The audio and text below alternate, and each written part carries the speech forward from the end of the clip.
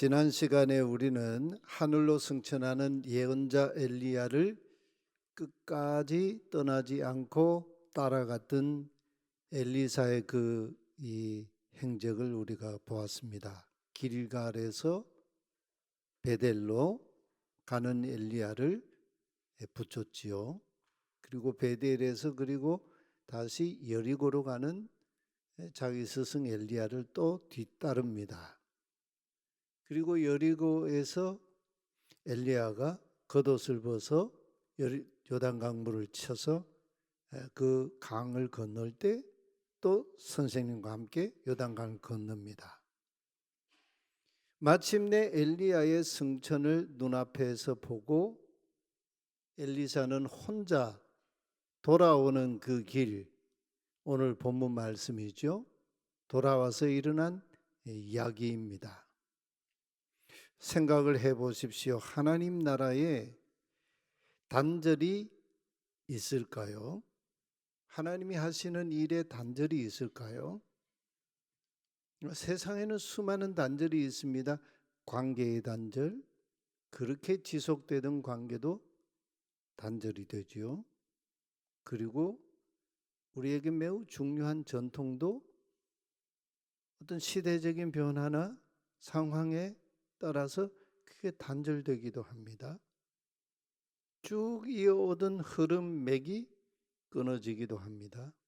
근데 하나님 나라는 끊어지는 것일까요?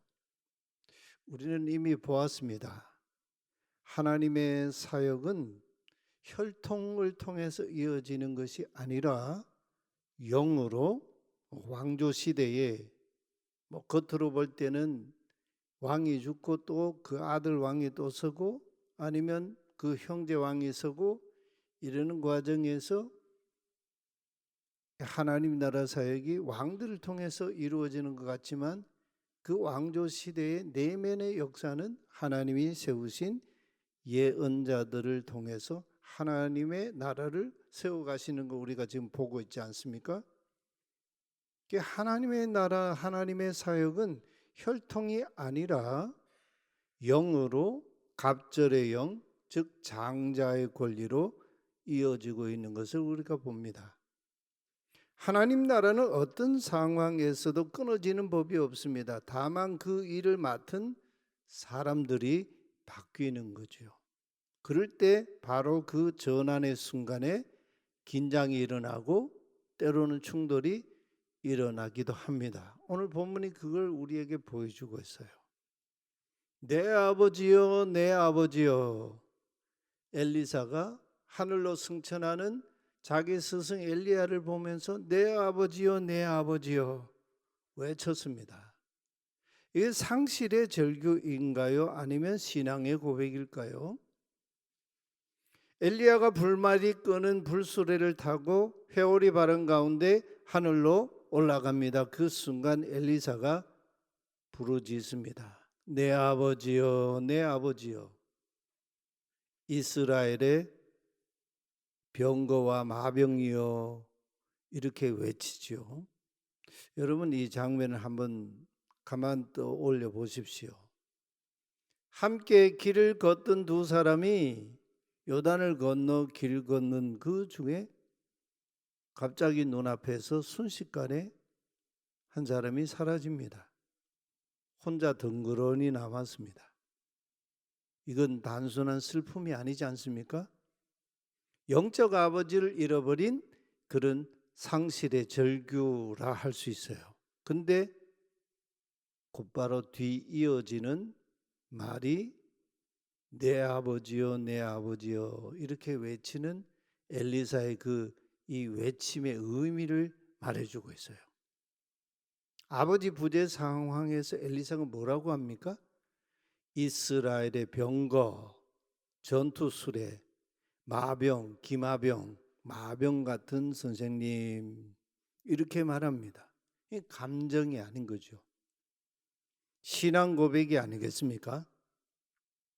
당신 한 사람이 오므리 왕조가 구축해 놓은 병거, 전차와 그리고 기마병, 마병보다 더 이스라엘을 지킨 강한 방패였습니다는 이 신앙 고백이 엘리사의 외침 속에, 이 절규 속에 드러나고 있는 거 아니에요? 여기서 질문이 생기죠. 이스라엘을 지키는 힘은 무엇인가? 병거인가 군사력인가? 아니면 하나님 앞에 서 있는 하나님의 사람 한 사람이 이스라엘을 지키고 있던 자인가? 이 질문이 이 말씀을 통해서 우리에게 제기되는 거죠. 흔히 역사에서 현실 속에서 이런 생각들은 사람들은 하지 않습니다. 오늘 우리 시대의 착각 또 있죠. 무엇을 의지하는가? 오늘 우리 시대에도 마찬가지예요. 사람들은 여전히 힘을 의지하고, 그리고 요즘 시대 사람들이 좋아하는 게 시스템 아닙니까? 시스템.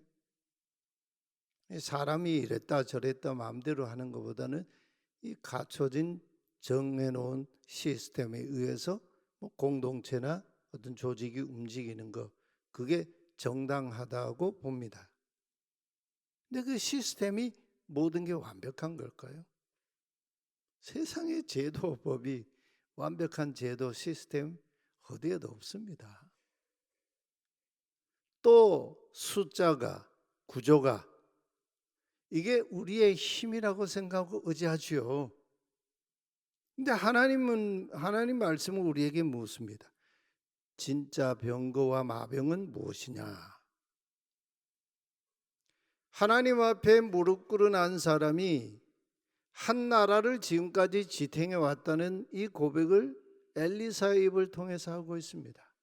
그러니까 이 엘리사는 지금 아버지 같은 스승 엘리야가 떠나가는 이 상황에서 내 아버지여 내 아버지여 하면서 이스라엘의 역사에 이 나라를 누가 지탱하고 누가 나라를 지금까지 보호해 왔는가? 그 이 한마디로 지금 고백하고 있는 거죠. 엄청난 얘기예요. 하나님께서 또는 우리 교회 공동체, 가정 공동체를 이렇게 얘기할 때 어떤 한 사람을 두고 그분은 그 가정의 영적인 기둥이었다. 그 교회 공동체를 하나님 말씀으로 지켜내고 하나님 신앙으로 교회 공동체를 건강하게 붙들었던 그런 인물이다. 이런 평가를 하지 않겠습니까?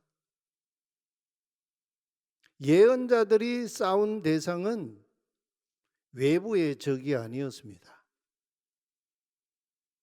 아시는 대로 지금 이스라엘 또 미국이 이란을 상대로 전쟁을 하고 있습니다. 빨리 전쟁이 끝나야 되겠는데요. 이란이라고 한 나라가 어떤 나라인가? 이 간단한 문제가 아니에요.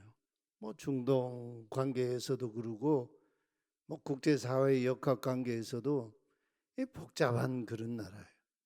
심지어 이란 국민들조차도 자기 현 정부에 대해서 이 집권 세력에 대해서 반대하는 사람도 있고 또 추종하는 사람도 있고 굉장히 복잡한 문제예요. 간단한 문제는 아니에요. 근데 지난 2월 28일에 미국과 이스라엘이 이란을 대규모로 공습을 했습니다. 그 과정에서 이란의 최고 지도자인 이 하메네이가 암살을 당했어요. 그 가족 일가가 그냥 몰살을 당했어요. 그래서 이란은 즉각 이스라엘과 중동에 있는 미군 기지들을 향해서 탄도미사일을 발사하고 요즘은 또 드론으로 막 공격을 하고 있습니다. 민간 시설도 공격을 하고 있습니다. 이런 전쟁에서 우리가 부인할 수 없는 것은 이란은 차치하고요.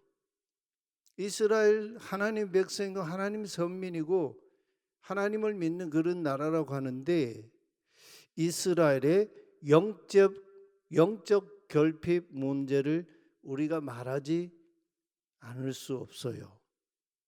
지금 이 상황 엘리사 시대, 이스라엘 백성 아방 시대, 그 이후 시대처럼 말이에요. 이스라엘의 영적 결핍을 우리는 문제시하지 않을 수가 없어요. 하나님의 이름으로 포장된 정치적 생존 본능으로 네타냐후는 이란과의 전쟁을 이스라엘의 생존, 하나님의 섭리라고 포장을 하고 있어요. 이게 과연 네타냐후가 말하는 그런 이 정치적인 이런 이 말이 과연 그게 말 그대로 그게 정당한 말일까? 거기에는 상당한 퀘스천마크를 붙이지 않을 수가 없어요. 그러나 그 이면에는 네타냐후 자신이 뇌물수수 문제라든지 국가 권력을 개인의 정치적 법적 생존을 위해 사용하고 있는 이런 문제하고 굉장히 얽히고 설키는 문제예요. 전쟁이라고 하는 게 겉으로는 명분으로 이게 이루어지는 게 아니잖아요. 성경의 왕들이 하나님의 뜻이 아닌 자기 생존을 위해 전쟁을 일으킨 왕들이 있었습니다. 우리가 좀 전에 보았지 않습니까? 사울도 그리했고요. 아합이 그런 전쟁을 하다가 전사했습니다. 전쟁을 가만 보면 전쟁이 이게 정당하다 이렇게 말할 수 없는 부분들이 많이 일어나는데 아무리 적이라 해도 무고한 생명을 도구로 삼아서 살상하고 이런 것은 하나님의 방식이 아닌 거죠. 또 미국의 트럼프 대통령도 네타냐후 총리를 예언적인 성취에 가까운 존재로 인정을 하고 있어요. 이런 시각에는 우리가 동의할 수가 없어요. 네타냐후는 이스라엘의 보수 우파에게 거의 신적 지지를 받는 그런 이 정치 지도자 아닙니까? 우상 숭배적인 리더십 신화화다. 그렇게 평가하는 이 언론도 있어요. 우리가 볼 때 네타냐후나 미국의 트럼프 대통령도 하나님 신앙보다는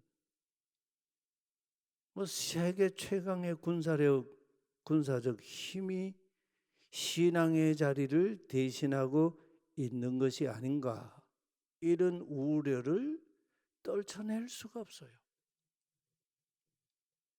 지금 세계 최강대국이 미국 아닙니까? 군사적으로도 그러고. 여러분 그렇지 않습니까? 오늘 이스라엘의 진정한 병거 마병이 스텔스 전투기인 F-35일까요? 미국의 항공모함일까요?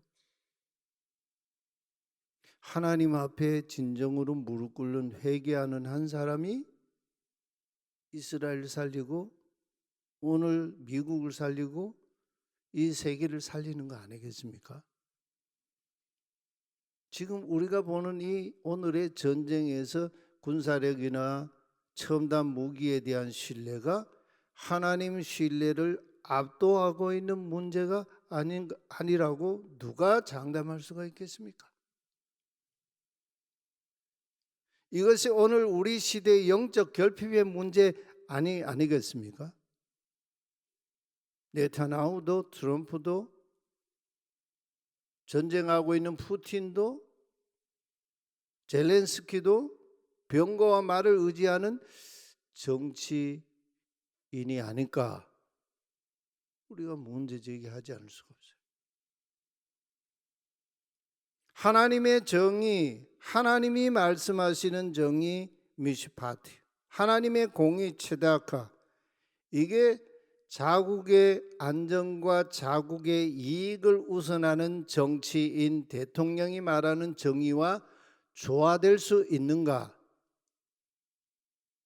우리는 뭐 그렇게 쉽게 생각하죠. 우리와 좀 가까운 나라의 편을 들고 그렇지 않은 나라는 적으로 돌려 세우고, 간단한 그런 문제가 아니에요. 예수님이 말씀하시는 하나님 나라일까? 하나님의 공의일까? 산상수훈에서 말씀처럼 오늘날 지금 전쟁하는 이유도 무엇을 먹을까 마실까 입을까 이 문제 아니에요. 근데 하나님의 나라를 먼저 구하라, 하나님의 정의 공의를 먼저 구하라, 예수님 말씀하시잖아요. 그리하면 먹을 거 입을 거 마실 거, 우리 생존의 문제, 우리의 삶의 문제 하나님이 하나님의 방식대로 책임져 주신다. 이게 하나님 나라의 법칙이거든요.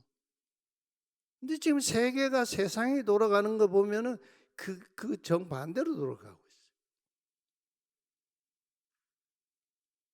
예언자들은 엘리야도 그러고 엘리사도 그러고 하나님을 무시하는 세속 권력자들 왕들과 맞서 강하게 비판했던 것은 외부의 적이 아니었습니다. 권력을 가진 우리가 옳다, 지금 권력을 가진 우리가 하나님의 백성이고 하나님의 정의다 라는 내부적인 그릇된 이 신앙을 비판을 했어요. 지금 아직 이스라엘의 역사가 지금 아직은 망하는 시기보다는 아직 많이 시간이 아직 남아 있어서 그런데, 나중에 가면 여러분 예레미야의 이 예언의 중심이 두 가지였어요. 허물고 세우기 위해서 그가 예언자로 부름을 받았다 그러잖아요. 두 가지를 허물기 위해서 예언자로 부름을 받았어요. 첫 번째는 예루살렘에 있는 성전, 이 성전이 있으면 우리나라는 절대 망하지 않는다, 이 신앙을 가지고 있어요. 성전이 우상이 돼서요. 그리고 다윗 왕조는 영원히 망하지 않는다는 아주 문자적인 그런 신앙에 유다 백성들이 그냥 다 빠져 있었습니다.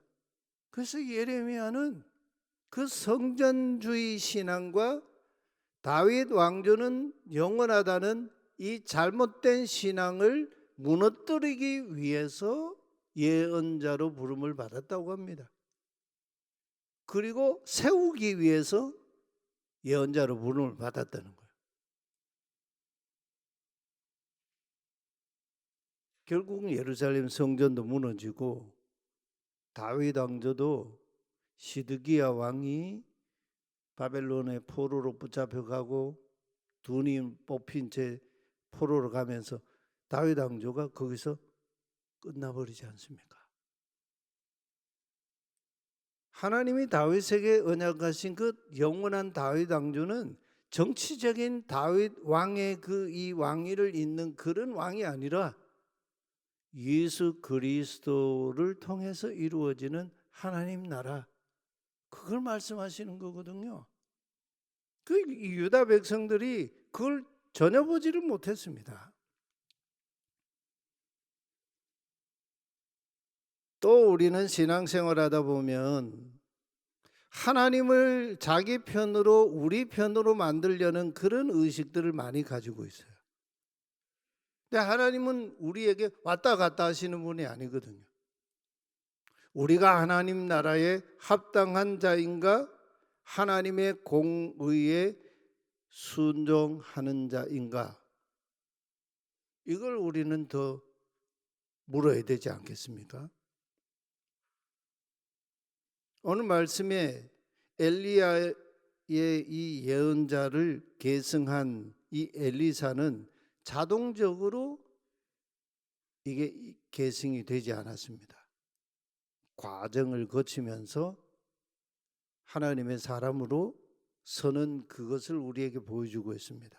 엘리야가 떠났다고 해서 엘리사 시대로 바로 자동적으로 전환된 게 아니라는 거죠. 그 과정을 보면요, 첫 번째는 예언자 공동체의 인정을 받아야 했습니다. 엘리사가요. 그리고 두 번째는 백성들로부터 예언자로 인정을 받는 그 과정이 필요했어요. 그리고 세 번째는 심지어 엘리사를 반대하는 자들의 검증까지도 과정적으로 필요한 그런 과정이 드러나고 있어요. 오늘 본문에서요. 엘리사가 직면한 첫 번째 시험은 엘리야가 승천하고 난 다음에 요단을 건너서 이렇게 오는데 요단강 이쪽 편에 있던 엘리사의 그 생도들, 예언자의 그 아들들, 생도들이 엘리사를 보고 엎드려서 경배합니다. 하나님의 영이 엘리야에게 임하셨던 그 성령님의 역사가 엘리사 위에 머물러 있다. 이렇게 그 엘리사의 그 생도, 이 예언자 생도들이 자기 스승을 인정을 해요. 그런데 바로 여기에서 이어서 생도들이 이런 말을 합니다. 엘리사에게 뜻밖의 제안을 해요. 그렇지만 우리가 선생님의 스승인 엘리야를 찾아보겠습니다. 여러분, 이 장면 참 현실적인 그런 제안이지 않습니까?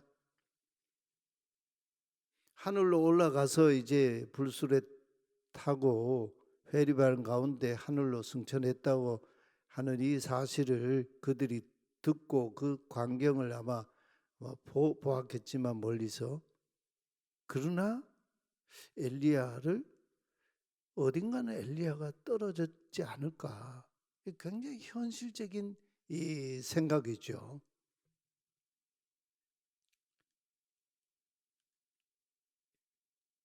입으로는 인정하는데 마음은 여전히 아직도 엘리야에게 마음이 묶여 있는 이 엘리사의 생도들. 16절 말씀 우리 같이 한번 읽어보실까요? 당신의 종들에게 용감한 사람 50명이 있으니 청하건대 그들이 가서 당신의 주인 엘리야를 찾게 하소서. 왜냐하면 염려하건대 야훼의 성령이 그를 들고 가다가 어느 산에나 어느 골짜기에 던지셨을까 하나이다. 이 엘리사의 생도들이 아주 현실적인 생각을 해요. 당신의 스승 엘리야를 이렇게 성령께서 들고 가시다가 어느 산에나 골짜기에 던지셨을지 모르니 우리가 찾겠나이다. 그 엘리사가 말합니다. 그 50명 그 용감한 사람들 보내지 마라. 그러지만 이 생도 무리가 자기 스승 엘리사로 부끄러워할 만큼 강청을 했습니다. 그래서 엘리사가 하는 수 없이 그냥 허락을 해 주지요. 엘리사 보면 굉장히 기다리고 또 인내하고 과정을 이렇게 견뎌내는 걸 볼 수 있어요. 그럼 너희들 갔다 오너라 하고 보냈습니다. 결과가 어땠습니까? 이 50명 용사를 보내 사방을 두루 이렇게 수색하고 찾았지만 엘리야의 시신을 찾지를 못했습니다. 사흘 만에 헛수고하고 돌아왔습니다. 그래서 엘리사가 말하죠. 내가 가지 말라고 하지 않았더냐. 이건 책망이 아니라 내가 말한 그대로 너희들 찾지 못했지 않느냐 확인시켜주는 얘기죠. 이 말은 무슨 얘기입니까? 이제 우리 스승 엘리야의 시대는 끝이 났다. 그런 얘기라는 거죠.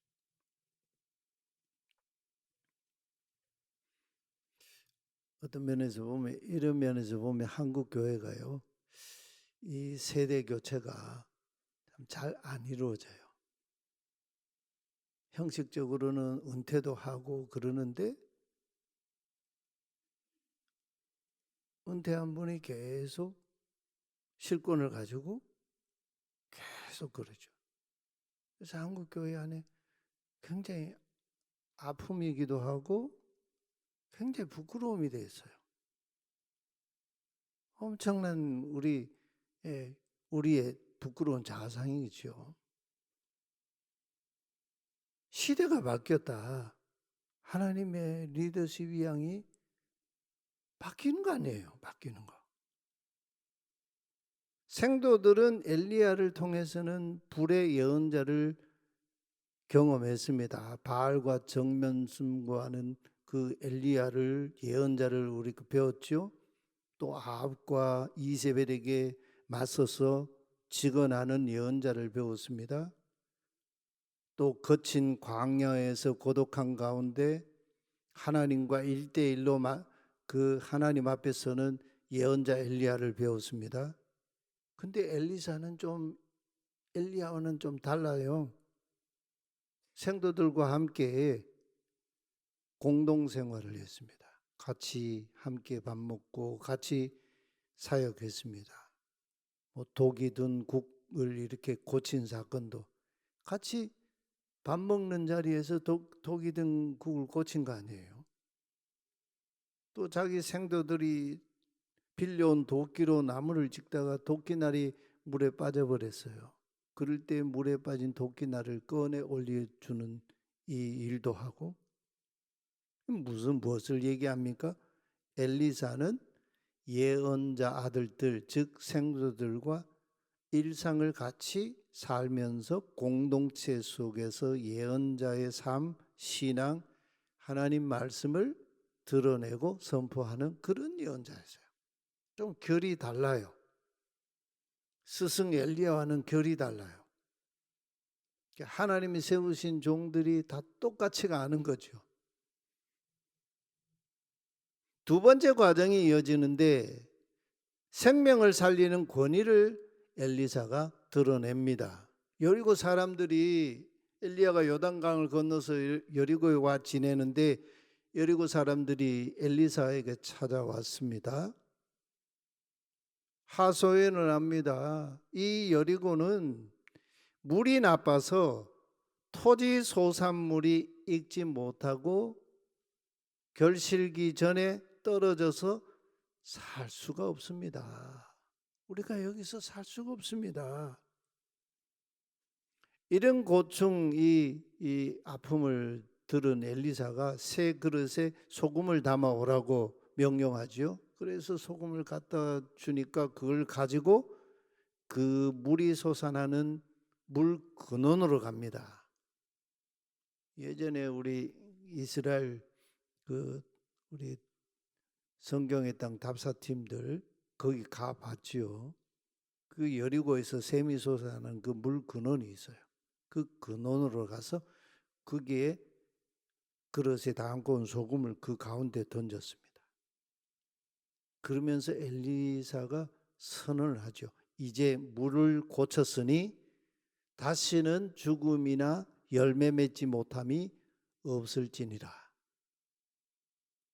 엘리사가 이렇게 하고 나니까 그 순간부터 죽음의 물이 생명의 물이 되었습니다. 물이 바뀌었어요. 여리고 사람들 앞에서 하나님이 세우신 예언자의 권위를 드러낸 거죠. 사람을 살리는 권위 말입니다. 근데 이제 여리고를 떠나서 엘리사가 다시 베델로 올라갔습니다. 근데 베델에 올라가서 아주 이 엘리사에게 큰 아픔이 그에게 찾아왔습니다. 예언자 엘리사가 조롱을 받습니다. 여리고에서 베델 올라가는데 여러분 베델이 어떤 도시입니까? 역사적으로 아주 갈등이 일어난 그런 도시이죠. 족장 야곱이 도망자의 길에서 하란으로 가던 그 길에서 베델에서 하룻밤을 노숙하는데 광야에서 루스 광야, 옛날 이름이 루스였다 하죠.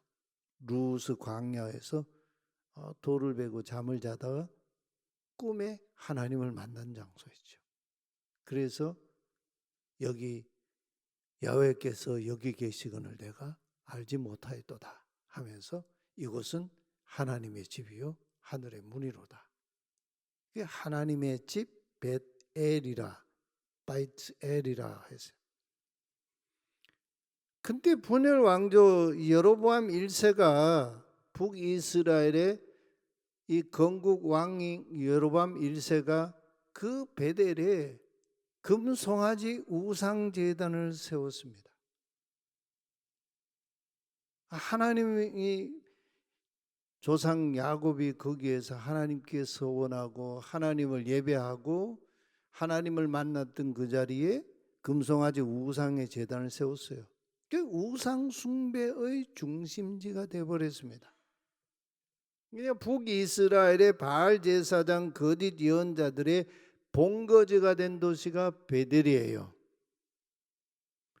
엘리사가 그런 베델로 올라갔다라고 합니다. 이것은 과거 조상 야곱이 하나님을 예배했던 그 자리를 다시 하나님을 예배하는 중심지로 삼겠다는 그런 결의가 아니었겠어요? 정면 돌파였던 셈이죠. 그런데 그때였습니다. 베델의 작은 아이들, 여기 작은 아이들이라고 하는 말은 젊은 청년들, 10대 청소년, 청년들을 가리킨 말이에요. 작은 아이들이 이 사람들은 어떤 사람들이겠습니까? 베델의 금송아지 바알 우상 문화에 물든 세속화된 젊은이들이죠. 그런 작은 아이들이 엘리사에게 조롱을 합니다. 대머리여 올라가라, 대머리여 올라가라 하면서 하나님의 선지자를 조롱했습니다. 이거는 외모 비하를 언뜻 들으면 뭐 엘리사가 대머리였는지 아닌지는 알 길이 없어요. 성경은 그가 대머리였기 때문에 이런 표현이 없잖아요. 이거는 외모의 비하가 아니에요. 이 올라가라는 말, 이것은 이런 표현이죠. 썩 꺼져라. 내 스승처럼 너도 없어져라. 우리는 너를 인정하지 못한다. 예언자로 인정하지 못한다. 이런 예언자의 권위에 대한 베델의 집단적인 반발 거부였던 거죠. 엘리야 시대에서 엘리사 시대로 건너오면서 베델에서 이런 사건이 일어났습니다. 베델의 우상 문화의 집단적인 조롱인 거죠. 금송아지 숭배, 바알 신앙으로 세속화된 도시의 다음 세대들이 예언자를 대하는 태도가 바로 이런 태도였어요. 우리는 당신을 예언자로 인정하지 못합니다. 썩 꺼지십시오. 이런 얘기죠. 오늘 교회 현장에도 이런 일들이 많이 일어나요. 안타까운 일이죠. 하나님이 보실 때 그 일을 기뻐하실까요? 24절 우리 같이 한번 읽어보십시다. 엘리사가 뒤로 돌이켜 그들을 보고 야훼의 이름으로 저주하며 곧 수풀에서 암곰 둘이 나와서 아이들 중에 42명을 찢었더라. 요 42명 이야기가 뒤에 가면 또 나와요. 굉장히 상징적인 얘기예요. 집단을 의미하는 숫자예요. 자존심이 상한 엘리사의 분노였을까요? 그런 게 아니에요. 하나님의 권위, 하나님이 세우신 예언자 하나님의 사람에 대한 모독은 곧 하나님을 모독하는 행위이거든요. 엘리사의 저주는 베델 도시 이스라엘 우상 숭배 심장이었던 베델에 대한 심판, 하나님의 심판에 대한 선언이에요. 이 사람 엘리사가 진짜 하나님의 예언자다라는 걸 보여주는 사건인 거죠.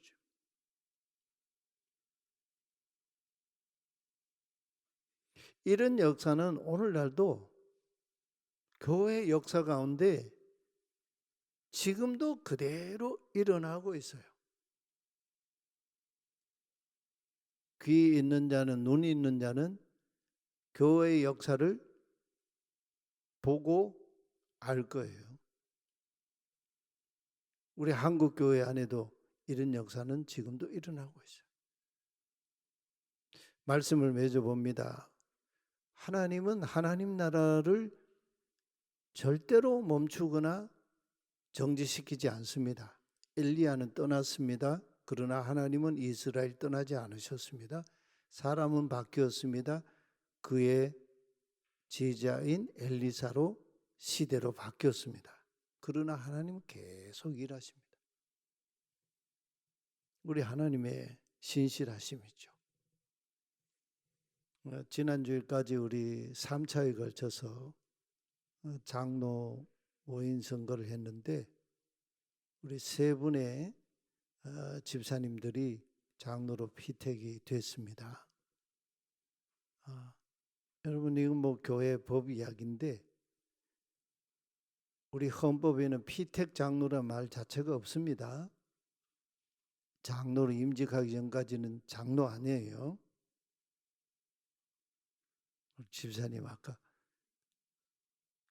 기도를 그렇게 비슷하게 하셨는데 피택자예요. 피택자. 우리 교회 다음 시대 역사를 또 일구어갈 일꾼으로 하나님이 세워주신 거죠. 하나님이 세우신 하나님의 일이에요. 그럼 우리는 어떻게 해야 될까요? 우리 세 분들이 앞으로 장로로 임직하기까지 준비할 수 있도록 기도하고 잘 후원해 드려야 되지 않겠습니까? 그게 하나님의 뜻이죠. 엘리사는 다시 베델에서 갈멜산으로 갑니다. 이 갈멜산에 왜 갔을까요? 갈멜산은 스승 엘리야가 바알 제사장 450명과 대결하여 승리했던 하나님이 통치하시고 하나님이 참 하나님 신이라는 걸 보여준 역사적인 사건 자리 아닙니까? 어찌 보면 이 갈멜산은 엘리사에게도 전략적인 영적인 거점이라고 할 수 있어요. 또 거기에서 사마리아로 또 올라갑니다. 북이스라엘의 수도죠. 아합과 이세벨의 바알 신전이 있는 정치 종교 권력의 중심부이죠. 그 권력의 중심부를 회피하지 않고 엘리사가 사마리아로 올라갑니다. 예언자로서 정면 승부하는 그런 길을 가는 거죠. 여러분 우리는 지금 어디에 있습니까? 아직 엘리야를 찾고 있습니까? 아니면 엘리사의 자리로 함께 하나님이 일하시는 그 자리로 나아가는 자입니까? 요단을 건너야 됩니다. 그리고 여리고도 지나고 그리고 베델도 지나고 그리고 갈멜산으로 가고 그리고 사마리아까지 권력의 중심부에까지 들어가야 합니다. 오늘 우리에게 하나님 질문하세요. 내가 의지하는 병거와 마병은 무엇이냐? 사람일 수도 있고 시스템일 수도 있고 힘이나 어떤 그런 제도 이런 것들일 수 있는데 하나님이 너의 마병과 너의 병거이냐 하나님이 물으시는 거죠. 이 물으심에 우리가 함께 응답했으면 좋겠습니다.